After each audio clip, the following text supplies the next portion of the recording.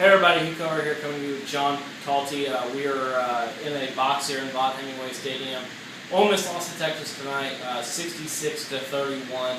The most points an Ole Miss team has given up since 1917. That came against Mighty Silani. Those guys cheated. They kicked them out of the conference. Those guys were just egregious cheaters. Texas was just too good worse because Texas was just too dominant tonight. Ran the ball, threw the ball. They were bigger, they were stronger, they were faster, they were more physical.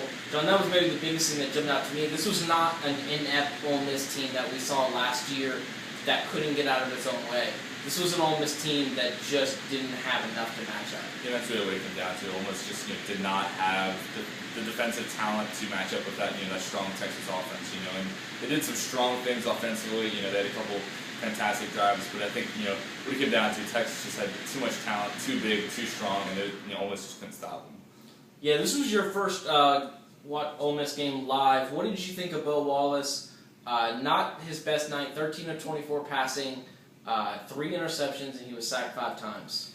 I think there are some. as you just pointed out there, statistics aren't great. I think there are some positives you take away. There's some, fantastic long plays that they, hit, and Moncrief was one of those guys that he connected with on some of these long plays that showed they have some home run ability. I think that his decision making wasn't great. I think that he could have done a better job. That first interception they returned for a touchdown. It kind of changed the whole game right there. So I think there's some positives to take away from this, but I don't think Bo Wallace had his strongest game that he's capable of. Yeah, it was an interesting night for him. He had a 75-yard pass and catch to Dante Moncrief. He had a drive early on, Ole Miss's first score, where a lot of people were tweeting, wow, this Bo Wallace guy, Texas missed on yet another great quarterback. Look at the job he's doing. And then as the kind of game wore on, you saw some of the things that you expect to see out of a JUCO signee. Where he locked onto receivers. He held the ball way too much in the pocket. That's a big concern. This Ole Miss offensive line really struggles to block people. He has to get the ball out because he just cannot afford to sit back there, hold, wait for somebody to get open because he's going to get hit. That's what happened. Yeah, I think that, as you mentioned, it is, anytime you bring in a JUCO quarterback there, there's some concerns with that. It's just less time to work with, and you kind of need him to step in right away if you're going to take one. And I think that, with the Ole Miss offensive line, there are some issues there, and I think that, he has to learn to get the ball out quicker. And, he showed some times that he was able to do that very good, and I think that there were a couple of drives when they were going, with quicker screens and things like that, they were able to move the ball pretty efficiently. But, overall, as you said, there's still some things to work on, and Bo Wallace needs to learn that, as the offensive line as it currently stands, it needs to, he needs to work on getting the ball out quicker. And they do have some playmakers, so there are some things to work there, and he just needs to get the ball out a little quicker. Yeah, this was Ole Miss's first loss of the season. A lot of optimism in and around Oxford this week.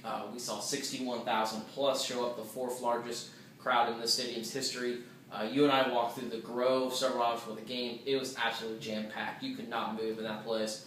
Long-time observers say they've never seen the Grove that packed, or it's been a long, long time. And then they lose. Obviously, fans are going to hem and haw here a little bit. Some people are going to be a little bit concerned. The team, though, goes to Tulane. I think this comes at a perfect time. You go on the road for the first time. It's a soft opening, though, because you're going to go to New Orleans, where there's going to be a lot of Ole Miss fans in the Superdome.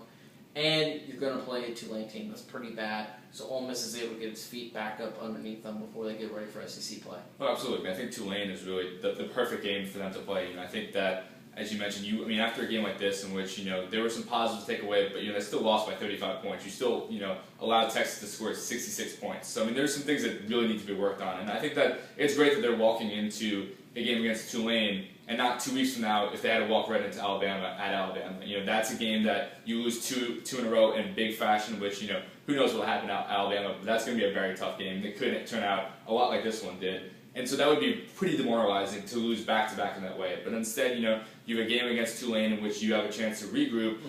Potentially, you should walk away from that with a win, and that kind of allows you to have some optimism going into Alabama in 2 weeks from now. Whereas played Alabama right after this game, but it's really tough to walk away after that. Yeah, listen on this real fast too. Recruiting. This was why you were up here this weekend to check this out. Robert Kandishi was in town. Who else was in town? a lot of big names. Laquan Treadwell, a wide receiver from Illinois. This is his third unofficial visit in town. He's ranked by some as a top 5 wide receiver in the country. He's a great guy, uncommitted right now, has about 23 different offers. Bo Sandland and Christian Morgan, 2 tight ends, both on their official visits. Sandland, JUCO, number one JUCO tight end in the country, coming from California.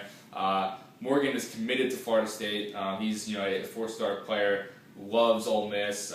His sister is a year younger, being recruited by Ole Miss for women's volleyball. He said how his mom loves Ole Miss, got a TV package just so they can watch Ole Miss games and things like that. So they're some of the top guys, and you got some other guys.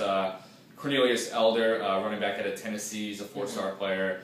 And we saw a lot of top players. Caleb Moore got committed to Mississippi State. He was in town, and as we saw, there are a lot of top players in the country, and then you can check the blog for a full list of the guys that we saw. Yeah, absolutely, John. I think that's it from here. As always, like he said, check out his blog, check out my blog, check out the Clarion Ledger in print. Thanks, everybody. Thanks.